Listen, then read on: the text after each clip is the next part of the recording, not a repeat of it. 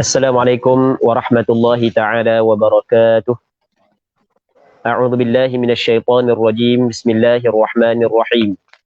Alhamdulillahi rabbil alamin wassalatu wassalamu ala asyrafil anbiya'i wal mursalin wa ala alihi wa sahbihi ajma'in. Allahumma rabbi shrah li sadri wa yassir li amri wahlul 'uqdatam min lisani yafqahu qawli. Wa la hawla wa la quwwata illa billahil aliyyil 'azim. اللهم انفعنا بما علمتنا وعلمنا ما ينفعنا وعلمنا ما جهلنا وذكرنا ما نسينا اللهم يسر ولا تعسر رب تمم بالخير اللهم افتح علينا فتوح العارفين وفقنا توفيق الصالحين اللهم لا سهل إلا ما جعلته سهلا وأنت تجعل الحزن إذا شئت سهلا. Jadi insyaAllah pada malam ni kita sambung balik pengajian kitab Bulughul Maram yang dikarang oleh Al-Imam Al-Hafidh Ibn Hajar Al-Asqalani rahimahullahu subhanahu wa ta'ala sebagai kuliah maghrib yang dianjurkan oleh Masjid Negeri Terengganu. InsyaAllah sama-sama kita mendengar sedikit kuliah daripada kitab Bulughul Maram yang membincangkan tentang hadis yang berkait dengan hukum hakam yang dikarang oleh Al-Imam Al-Hafidh Ibn Hajar Al-Asqalani rahimahullahu subhanahu wa ta'ala. Katanya, wa an Damrah bin Habib ahad at-tabi'in qala kanu yastahibbuna idza suwiya 'ala al-mayyit qabruhu wa insarafa an-nas 'anhu an yuqala 'inda qabrihi ya fulan qul la ilaha illallah thalath marrat ya fulan قل ربي الله وديني الإسلام ونبي محمد صلى الله عليه وسلم رواه سعيد بن منصور موقوفا. Katanya daripada Damrah bin Habib, salah seorang daripada tabi'in, katanya bahawa dulu apabila jenazah telah diratakan dengan tanah kuburnya dan manusia pulang, maka sunat mereka menganjurkan, orang dulu menganjurkan untuk dikatakan di kuburnya si mati, wahai fulan, katalah la ilaha illallah sebanyak 3 kali. Wahai fulan, katakanlah Tuhanku adalah Allah, agamaku adalah Islam, Nabi ikutanku adalah Nabi Muhammad sallallahu alaihi wasallam. Hadis ini diriwayatkan secara mauquf oleh Sa'id ibn Mansur. Wa Tabarani nahwuhu min hadis Abi Umamah marfu'an mutawwal. Maksudnya, bagi Imam At-Tabarani, seumpama hadis yang diriwayat oleh Imam Sa'id bin Mansur, yang mana Imam At-Tabarani meriwayatkan hadis ini daripada Abi Umamah, seorang sahabat Rasulullah, secara marfu', maksudnya diangkatkan kepada Nabi sallallahu alaihi wasallam, yang mana hadis yang diriwayat oleh Imam At-Tabarani daripada hadis Abi Umamah diriwayat secara ataupun panjang. Muslimin muslimat yang dirahmati oleh Allah Subhanahu wa ta'ala. Jadi dalam hadis ni ada seorang tabi'in, nama dia Damrah bin Habib. Dia menyebut bahawasanya dulu, maksud dulu adalah para sahabat. Dulu, maksudnya para sahabat, apabila lepas dikebumikan si mati, maksudnya tanam belaka dah, maka ketika manusia pakak nak balik daripada pengebumian si mati, maka mereka itu menggalakkan seorang membaca ataupun mengucapkan di sisi kubur si mati, wahai fulan, katalah la ilaha illallah, katalah la ilaha illallah sebanyak 3 kali.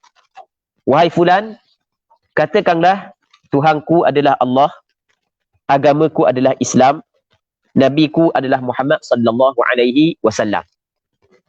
Kalau cakap kita benda, cakap kita ini adalah talqin kepada si mati. Muslimin muslimat yang dirahmati oleh Allah Subhanahu wa taala. Hadis yang diriwayat oleh Sa'id bin Mansur daripada Dhamrah bin Habib adalah hadis mauquf. Maksudnya ia bukanlah perkataan Nabi sallallahu alaihi wasallam. Ia bukanlah perkataan Rasulullah. Dan hadis ini sebahagian besar ulama menilai sebagai hadis dhaif. Dan hadis talqin yang lebih panjang diriwayat oleh Imam At-Tabarani, seorang ulama hadis, daripada Abi Umamah Al-Bahili. Yang mana hadis yang diriwayat ataupun yang menceritakan tentang talqin, kita cerita secara ringkas saja. Hadis yang membincangkan tentang talqin yang diriwayat oleh Imam At-Tabarani, sebenarnya ulama hadis berbeza pandangan di dalam menetapkan, di dalam menilaikan hadis tersebut. Ramai ulama hadis menilai hadis itu sebagai hadis dhaif. Namun di sana ada sebahagian daripada ulama hadis menilai hadis tersebut sebagai hadis yang boleh diterima. Antaranya adalah Imam As-Sakhawi. Ada sebahagian daripada ulama hadis menilai bahawasanya hadis yang diriwayat oleh Imam At-Tabarani yang menceritakan tentang talqin adalah hadis yang boleh diterima. Jadi dalam masalah kesabitan hadis talqin ni, ulama hadis berbeza pandangan. Okey je lah. Muslimin muslimat yang dirahmati oleh Allah Subhanahu wa taala. Walau bagaimanapun secara ringkas, kita sebut secara ringkas, kalau kita nak bincang secara panjang lebar, jadi panjang pula kan. Jadi secara ringkasnya, ulama fiqh, majoriti, kebanyakan ulama fiqh, sama ada mazhab Imam Syafi'i, mazhab Maliki, mazhab Hanafi, mazhab Hanbali, mereka berpandangan bahawasanya sunat ditalqinkan si mati setelah daripada dikebumikan si mati itu. Sunat mentalqinkan si mati setelah daripada dikebumikan si mati itu. Itu menurut pandangan majoriti ulama. Alasan majoriti ulama yang pertamanya, kalau katalah hadis yang diriwayat daripada yang dikeluarkan oleh Imam At-Tabarani adalah sebagai hadis dhaif. Mereka bersandarkan yang pertama kepada hadis laqinu mautakum la ilaha illallah. Hadis ini sahih. Rasulullah sallallahu alaihi wasallam suruh laqinu mautakum. Hendaklah mung ajar orang yang mati di kalangan kamu la ilaha illallah. Perkataan mautakum, makna hakiki dia adalah orang yang telah mati. Walaupun majoriti ulama mengatakan mautakum merujuk kepada orang yang nak mati. Penggunaan mautakum kepada makna orang nak mati ialah penggunaan majazi. Penggunaan hakikinya mautakum adalah orang yang telah mati. Okey, ini yang pertama. Yang keduanya ayat Al-Quran. Allah Subhanahu wa taala berfirman, "Wa dzakir fa inna dzikra tanfa'ul mu'minin." Hendaklah memberi peringatan. Sesungguhnya peringatan itu memberi manfaat kepada orang beriman. Orang beriman secara umum, sama ada dia hidup ataupun dia meninggal dunia, ia memberi manfaat kepada orang beriman. Maka talqin si mati ni dia termasuk dalam memberi peringatan. Orang yang mati, dia mendengar ucapan yang diucapkan oleh orang hidup. Sehingga kan benda kasut bunyi lipa kita berjalan tu dia dengar. Hal ni sabit dengan di dalam hadis yang sahih. Sebagai contoh, ataupun antara hadis yang menceritakan hal ini adalah setelah daripada berlakunya peperangan Badar, yang mana ramai pemimpin-pemimpin Quraisy yang mati dalam peperangan Badar, yang terbunuh. Maka Nabi sallallahu alaihi wasallam memerintahkan kepada sahabat agar mencampurkan mayat-mayat mereka ke dalam satu telaga, dalam satu lubang. Lepas daripada campur belaka, maka Rasulullah berdiri di tepi telaga tersebut, di tepi lubang tersebut. Lepas tu Rasulullah kata kepada, "Fa inna qad wajadna ma wa'adana rabbuna haqqan. Fa hal wajadtum ma wa'ada rabbukum haqqan?" sesungguhnya kami telah mendapati apa hak yang Allah Ta'ala janji kepada kami sebenar. Adakah mu mendapati apa hak yang Tuhan janji kepada kamu sebenar? Apabila Rasul cakap dengan orang hak yang mati tadi, maka ketika tu Sayyidina Umar radhiyallahu ta'ala anhu berkata, ya Rasulullah, kata Sayyidina Umar, ya Rasulullah, kaifa tukallimu ajsadan la arwaha fiha? Bagaimanakah mu bercakap dengan tubuh yang tidak ada roh padanya? Maka kata Nabi sallallahu alaihi wasallam, ma antum bi asma'a lima aqulu minhum. Tidaklah kamu lebih mendengar bagi benda yang aku kata berbanding dengan mereka itu. Bukanlah kamu yang lebih mendengar. Tetapi sebagaimana kamu mendengar, mereka itu masih juga mendengar. Itu maksud dia. Cuma ghaira annahum la yastati'una an yaruddu alayya syai'a. Tetapi mereka itu tidak mampu untuk membalas balik perkataan. Maksudnya, si mati dengar dah ucapan Nabi sallallahu alaihi wasallam. Hadis ini dikeluarkan oleh Imam Bukhari dalam kitab sahihnya, dikeluarkan oleh Imam Muslim di dalam kitab sahihnya. Muslimin muslimat yang dirahmati oleh Allah Subhanahu wa taala. Baik. Begitu juga di sana ada hadis yang dikeluarkan oleh Imam Muslim dalam kitab sahihnya. Yang mana kata Nabi sallallahu alaihi wasallam, "Innal 'abda idza wudi'a fi qabrihi وتولى عنه أصحابه وإنه لا يسمع قرع نعالهم." Sesungguhnya seorang hamba apabila diletakkan dalam kuburnya, ketika sahabat-sahabat temang-temang dia yang hantar mayat ke kubur telah pulang, maka sesungguhnya dia mendengar ni bunyi selipar-selipar mereka. Kan kita jalan kan bunyi seru. Dia dengar. Bermakna si mati duduk dalam kubur, dia dengar suara kita dan dia dengar pergerakan kita. Betul tak gitu? Baik. Maka ketika dia dengar, dan dalam masa yang sama, apabila ditanam, apabila dikebumikan, maka dia akan disoal. Dia berpandukan kepada hadis yang diriwayat oleh Imam Abu Daud. Kata Nabi sallallahu alaihi wasallam, hadis ini kita bincang pada minggu lepas. Istaghfiru li akhikum wasalu lahu at-tathbit fa innahu al-an yus'al.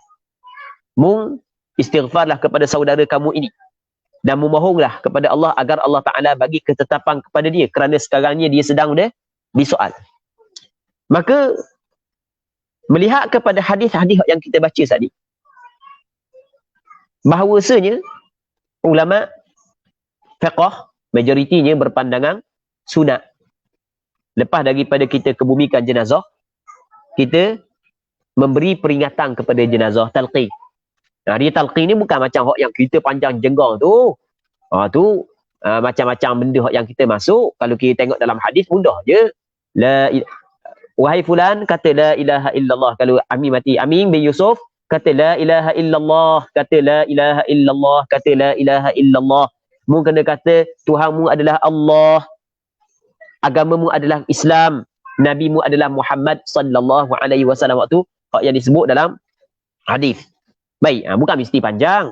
Jadi kalau misalnya orang minta baca talqin tu, tak ada alasan lah. Allah, hamba dah ingat talqin. Tak ada mana talqin dah ingat. Tak ada alasan. Payah benda. Payah nak sebut. Wahai Zulhilmi bin Saidi. Mu kata la ilaha illallah, payah. Kata gitu. Kata la ilaha illallah. Kata la ilaha illallah. Kata la ilaha illallah. Mu katalah Tuhanku adalah Allah, nabiku adalah Muhammad, agamaku adalah Islam. Payah ke? Payah, tak payah kan? Ni orang suruh baca talqin, lari lalu. Baik, sebab tak ingat. Sebenarnya benda bukan payah.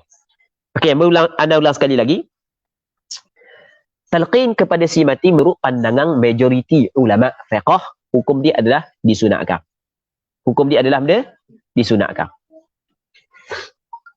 Okey. Anda cuba baca beberapa ibarat daripada kitab-kitab ulama mazhab.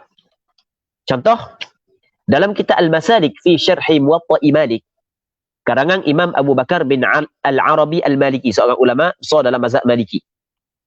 Dia kata mana? Juzuk yang ketiga, muka surat 520, cetakan Darul Kutub Al-Ilmiyah. Dia kata, wa huwa mustahabbun. Talqin kepada si mati adalah digalakkan. Wa huwa fi'lu ahli al-Madinati was-salihin wal-akhyar. Melakukan ataupun bertalqin kepada si mati selepas daripada dikebumikan ialah perbuatan penduduk Madinah dulu dan orang-orang soleh dan orang-orang yang baik. Li'annahu mutabiqun liqaulihi ta'ala wa dzakir fa inna dzikra tanfa'ul mu'minin.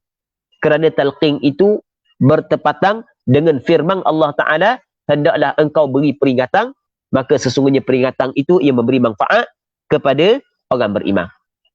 Okey, itu dalam kitab mazhab Maliki. Mazhab Syafi'i. Dalam kitab Asnal Matalib Syarah Raud At-Talib karangan Syekhul Islam Zakaria Al-Ansari rahimahullahu taala. Ni boleh tengok juzuk yang pertama halaman 329. Cetakan Darul Kitab Al-Islami. Katanya wa an yulaqqana al-mayyitu liqaulihi ta'ala wa dhakkir fa inna adh-dhikra tanfa'ul mu'minin. Wa ahwaju ma yakunu al-'abdu ila at-tadhkir fi hadhihi al-halah. Kata Syekhul Islam Zakaria Al-Ansari, antara perkara yang digalakkan adalah ditalqinkan si mati. Kerana Allah Ta'ala berfirman, maksudnya hendaklah engkau beri peringatan, maka sesungguhnya peringatan itu ia memberi manfaat kepada orang yang beriman. Dan apa yang paling diperlukan oleh si mati kepada peringatan adalah pada ketika ini, ketika dia sedang disoal. Faham? Benda yang paling penting peringatan kepada si mati, yang amat diperlukan adalah ketika dia sedang disoal. Okey, itu kitab mazhab Imam Syafi'i. Okey, kita tengok kitab mazhab Hanafi pula. Al-Allamah Asy-Syurumbulali Al-Hanafi dalam kitab Maraqil Falah, kitab Maraqil Falah halaman 560, cetakan Darul Kutub Al-Ilmiyah. Dia katakan wa talqinuhu ba'da ma wudi'a fil qabri masyru'un li haqiqati qawlihi sallallahu alaihi wasallam laqinu mautakum syahadata an la ilaha illallah. Baik. Akhrajahu al-jama'atu illa al-Bukhari wa nusiba ila ahli sunnati wal jama'ah wa qila la yulaqqan fil qabri wa nusiba ila al-Mu'tazilah. Tengok. Dalam mazhab Hanafi, ada sebahagian kitab dalam mazhab Hanafi, dinisbahkan talqin kepada si mati adalah perbuatan Ahlus Sunnah wal Jamaah. Tidak melakukan talqin kepada si mati adalah perbuatan Mu'tazilah. Ni apa yang disebut dalam kitab mazhab Hanafi. Tengok, kata Al-Allamah Asy-Syurumbulali dalam kitab Maraqil Falah. Wa talqinuhu ba'da ma wudi' fil qabr. Mentalqinkan si mati selepas daripada diletakkannya dalam kubur adalah masyru'un, disyariatkan, maksudnya disunatkan. Li haqiqati qawlihi sallallahu alaihi wasallam, kerana hakikat sabda Rasulullah, laqinu mautakum syahadata an la ilaha illallah. Hendaklah kamu ajar mautakum, orang-orang yang mati. Itu hakikat dia. Mautakum merujuk kepada orang mati, itu hakikat. Adapun merujuk kepada orang yang hampir mati itu dipanggil majaz, bukan hakikat. Okey, boleh faham kan? Yang mana hadis ni dikeluarkan oleh sekumpulan ulama hadis, melainkan Imam Bukhari je tidak mengeluarkan. Oleh ulama lain mengeluarkan hadis ni. Imam Muslim mengeluarkan hadis ini. Wa nusiba ila ahli sunnati wal jamaah. Dan dinisbahkan talqin kepada si mati selepas daripada dikebumikan adalah dinisbahkan kepada ahli sunnah wal jamaah. Wa qila la yulaqqan. Ada pandangan sebahagian daripada ulama mazhab Hanafi mengatakan tidak disunatkan talqin. Dan wa nusiba ilal Mu'tazilah, dan dinisbahkan akan pandangan ini kepada siapa? Mu'tazilah. Okey, mazhab Hambali pula. Kita ambil pandangan Syekh Ibnu Taimiyah rahimahullahu subhanahu wa ta'ala dalam kitab Iqtida' As-Siratil Mustaqim.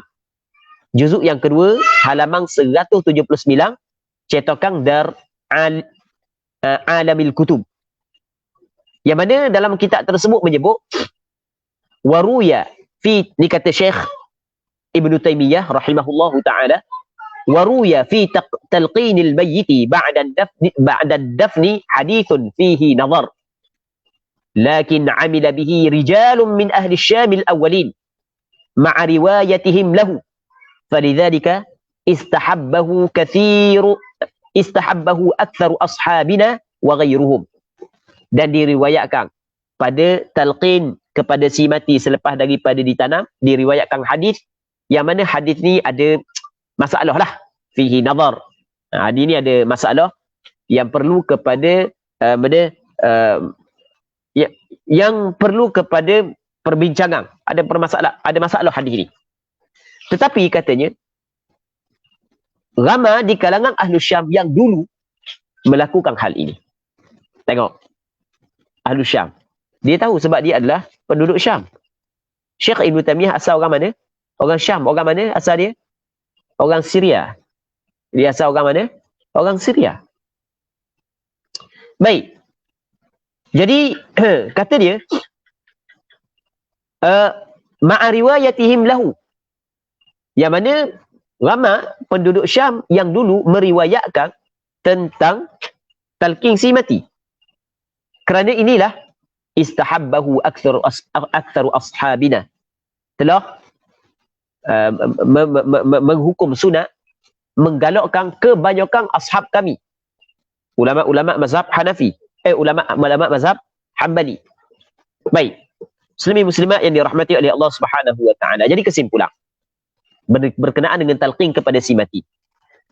Majoriti ulama fiqh berpandangan sunat talqin kepada si mati setelah daripada pengebumian. Selepas daripada dikebumikan, sunat talqin. Dah cara talqin lagu mana? Mudah je cara talqin. Lagu mana cara talqin? Wahai si fulan, wahai si mati, katakan la ilaha illallah. La ilaha illallah. Katalah la ilaha illallah. La ilaha illallah. La ilaha illallah. Lepas tu mu katalah, benda? Tuhanmu adalah Allah. Nabimu adalah Muhammad. Agamamu adalah Islam. Tu je, mudah je. Tak apa pun pendek. Lepas tu balik ya. Okey, ni pandangan majoriti ulama. Tapi adakah berlaku kesepakatan ulama mengatakan sunat talqin? Tidak. Di sana ada pandangan sebahagian daripada ulama mengatakan tidak sunat talqin. Jadi bagi orang yang ingin talqin dipersilakan, bahkan ia adalah pandangan majoriti ulama. Manakala bagi orang yang tak mau talqin dipersilakan. Tak ada masalah. Muslimin muslimat yang dirahmati oleh Allah Subhanahu wa taala. Baik.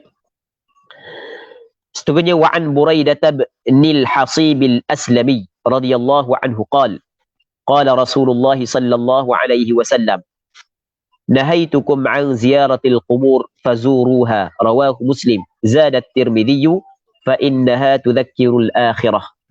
Maksudnya daripada Buraidah bin al-Hasib al-Aslami radhiyallahu taala anhu, katanya telah bersabda oleh Rasulullah sallallahu alaihi wasallam, dulu aku melarang kamu daripada ziarah kubur, sekarang hendaklah kamu ziarah kubur. Hadis ini diriwayat oleh Imam Muslim.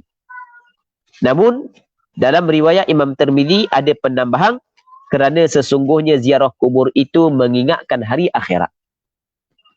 Muslimin muslimat yang dirahmati oleh Allah Subhanahu wa taala.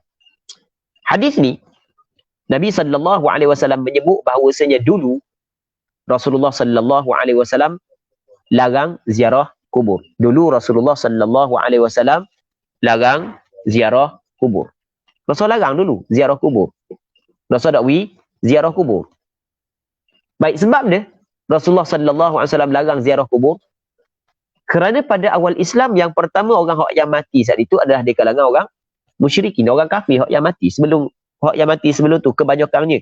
Okey, itu yang pertama. Yang keduanya, adat jahiliyah dulu ketika mereka ziarah kubur, mereka akan melakukan perkara yang dilarang oleh agama.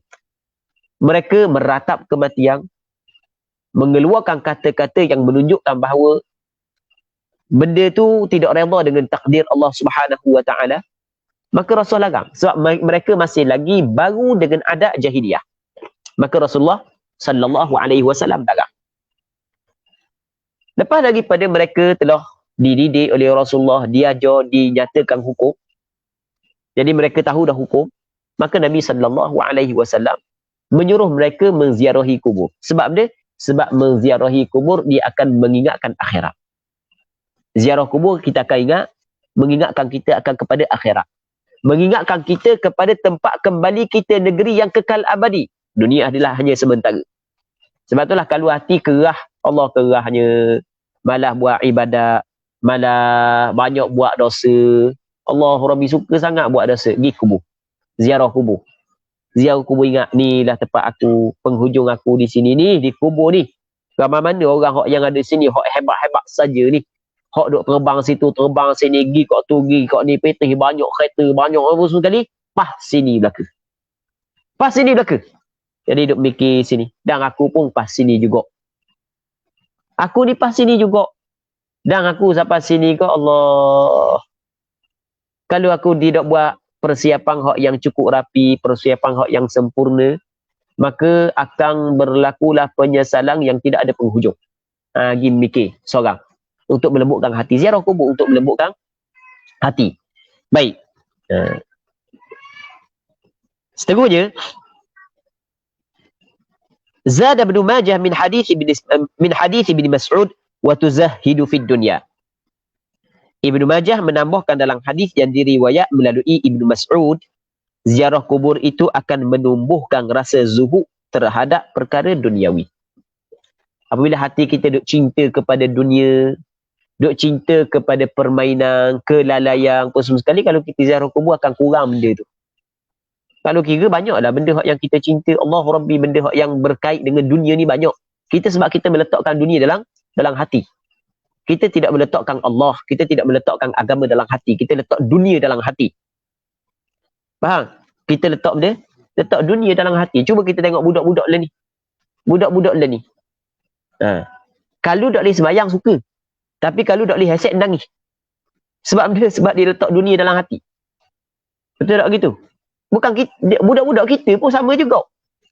Hak tua-tua pun sama juga kan. Tak ada aset tu macam tak ada kaki lah ni. Macam tak ada tangan. Sebab benda tu duduk dalam hati. Allah. Maka untuk menghilangkan perkara tersebut, untuk mengurangkan perkara tersebut, pergi kubur. Ziarah kubur. Ziarah kubur tu bukan ziarah saja. Comel tanah kubur, warna pagar. Bukan. Ziarah kubur kita berfikir tentang orang-orang hak yang telah mati, hak yang duduk dalam kubur, dan kita juga akan pergi di situ. Hidup di atas dunia hanya bersifat sementara. Maka manakala kubur adalah permulaan kita menuju ke negeri akhirat, semua akan sampai situ belaka. Cuma kubur mungkin berbeza. Faham tak lagi? Cara mati mungkin berbeza. Baik. Seterusnya wa'an Abi Hurairah. Sebab itulah ulama, khususnya ulama mazhab Imam Syafi'i, berpandangan bahawasanya hukum ziarah kubur adalah disunatkan. Dan pandangan bukan mazhab Imam Syafi'i saja, bahkan pandangan majoriti ulama fiqh mengatakan ziarah kubur hukum dia adalah disunatkan. Hukum ziarah kubur adalah benda disunatkan. Sunat ziarah kubur. Dia ziarah kubur lain daripada sembah kubur. Kadang-kadang orang kita ni, ada sebahagian daripada orang kita yang pemikiran dia cukup sempit. Tak tahu dia mikir lagu mana. Orang pergi ziarah kubur, dia kata sembah kubur tu lain. Sembah kubur lain, ziarah kubur lain. Sembah kubur lain, ziarah kubur lain. Anda tidak pernah lagi jumpa di tempat kita lah. Kita dah kabar di India, di mana kita kabar di tempat kita orang sembah kubur. Anda pernah jumpa? Anda tak, seumur hidup anda tak pernah jumpa lagi. Ada orang sembah kubur, anda tak pernah jumpa. Di tempat kita lah, anda tak kata tempat lain, di tempat kita, khususnya di Terengganu dan di Kelantan, yang anda pernah duduk lama. Anda tak pernah jumpa lagi orang sembah kubur. Mungkin ada, tapi di luar pengetahuan kita, wallahu alam, kita tidak tahu. Tapi yang secara mata kasar kita, orang pergi sembah, pergi ke sembah pula. Orang pergi kubur tu tak sembah. Mazi pernah tak pergi ziarah kubur? Pernah? Banyak kali. Banyak kan? Ziarah mak seorang aja kan? Mazi sembah kubur? Tak kan? Dah kalau sembah kubur takut kita tak? Benda melakukan syirik sembah kubur. Siapa nak sembah kubur? Orang yang bodoh saja sembah kubur kan? Sembah kubur, buat benda sembah kubur, tak ada benda kubur. Bukan Tuhan kubur. Kita pergi ziarah kubur, dia lain. Ziarah kubur, sembah kubur. Ziarah kubur lain daripada sembah kubur. Jangan kita kata ziarah kubur tu sembah kubur. Tu mengarut. Baik. Itu terlalu sempit dalam berfikir. Ta'asub dia kepada pandangan dia sehingga membutakan dia dalam menentukan hukum yang benar. Dalam menyatakan, dalam memahami hukum yang benar. Baik. Wa an Abi Hurairah radhiyallahu anhu. Cuma ana jarang ziarah kubur, tak ada. Cuma biasa kita ziarah kubur tekoh ada kematian aje. Selain daripada kematian tak tahu lah. Dah 10 tahun rasa nak pergi. Mesir pergi gitu. Mesir pergi. Masa nak pergi Mesir tu orang ajak pergi ziarah kubur Imam Syafi'i, tapi tak boleh masuk sebab masjid dah siap lagi pagar. Ziarah kubur Syekh Ibn Hajar Al-Asqalani, ziarah kubur siapa lagi Imam Ibn Abi Jamrah. Ada beberapa orang ziarah kubur, tapi kita ziarah je lah. Kita tak doa semua kubur ziarah. Pergi Assalamualaikum ya, kita bagi salam, lepas tu kita doa bukan minta dengan kubur, kita doa kepada Allah agar Allah Ta'ala memberi keampunan kepada kita dan penghuni kubur. Begitu je lah. Kita berdoa kepada Allah agar Allah Subhanahu Wa Ta'ala memberi keampunan kepada penghuni kubur. Dan itu sebenarnya sabit dalam hadis kata Nabi sallallahu alaihi wasallam, istaghfiru li akhikum, mungkin beristighfar untuk saudara kamu. Baik. Wa an Abi Hurairah radhiyallahu anhu anna Rasulullah sallallahu alaihi wasallam la'ana zairatil qubur, akhrajahu at-Tirmidzi wa sahhahu Ibnu Hibban. Daripada Abi Hurairah radhiyallahu taala anhu bahwasanya Rasulullah melaknat wanita yang ziarah kubur. Rasulullah melaknat wanita yang ziarah kubur. Sebelum daripada ni, minggu lepas kita ada bincang suatu hadis yang diriwayat daripada Ummi Atiyah radhiyallahu taala anha, yang mana kata Ummu Atiyah, kami dilarang daripada mengikut jenazah ke kubur, tetapi walam yu'zam alaina, tetapi larangan tersebut tidak diputuskan ke atas kami. Maksudnya bukan larangan haram, bukan larangan makruh. Dan ada hadis juga, hadis ni adalah hadis yang sahih, yang mana Nabi sallallahu alaihi wasallam melaknat orang perempuan-perempuan yang ziarah kubur. Di sana ada hadis yang lain yang menceritakan Aisyah radhiyallahu taala anha pernah ziarah kubur adik-beradik dia. Pernah ziarah kubur adik-beradik dia. Abdul Rahman bin Abi Bakri. Baik. Jadi tahukah Aisyah melakukan perkara yang diharamkan? Betul tak gitu? Maka dalam memahami hadis-hadis ini, sebenarnya ulama berbeza pandangan. Ada sebahagian daripada ulama berpandangan bahawasanya hukum perempuan ziarah kubur adalah makruh. Ini pandangan majoriti ulama. Berpandukan kepada hadis Ummu Atiyah, walam yu'zam alaina. Melainkan bertukar menjadi haram kalau sekiranya dia melakukan kemungkaran ketika dia ziarah kubur. Ketika dia ziarah kubur dia melakukan kemungkaran. Contoh, dia melakukan niyahah, meratap kematian. Okey, boleh faham? Meratap kematian, duk nolong tepi kubur, duk nangis tepi kubur, seolah-olah tidak redha dengan takdir Allah Subhanahu Wa Ta'ala, sedangkan tidak ada benda yang berlaku di atas dunia ni sama ada baik ataupun buruk, melainkan adalah takdir daripada Allah Subhanahu Wa Ta'ala. Kalau melakukan perkara yang diharamkan, maka hukum dia adalah haram. Golongan ini hak yang dilaknat. Golongan ni hak yang dilaknat, hak yang melakukan dosa besar. Baik. Ada sebahagian daripada ulama, iaitu sebahagian ulama dalam mazhab Hanafi, mereka berpandangan bahawasanya sebagaimana sunat perempuan lelaki ziarah kubur, perempuan juga sunat ziarah kubur. Ada pandangan begitu.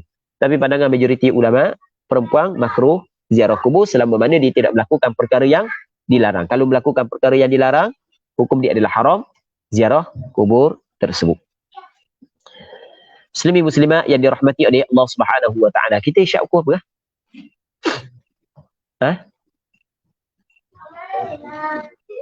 33. Okey. Jadi untuk malam ni ada isyak 33. Tahu ke mamang kerana lain kot. Tak apalah. Tak apa, lain sebanyak 2, tak apalah. Jadi untuk malam ni kita berhenti sini dulu. InsyaAllah kita sambung balik pada minggu hadapan kalau sekiranya dipanjangkan umur, dan kita berdoa kepada Allah agar perbincangan kita pada malam yang mulia ini diberkati oleh Allah Subhanahu Wa Ta'ala, dan semoga sama-sama kita dapat mengambil manfaat. Allah Subhanahu Wa Ta'ala a'la wa a'lam. اللهم حققنا باتباع نبيك محمد صلى الله عليه وسلم ظاهرا وباطنا. اللهم اجعلنا ممن يستمعون القول فيتبعون أحسنه. صل اللهم وسلم وبارك على سيدنا محمد وعلى آله وصحبه أجمعين، والحمد لله رب العالمين.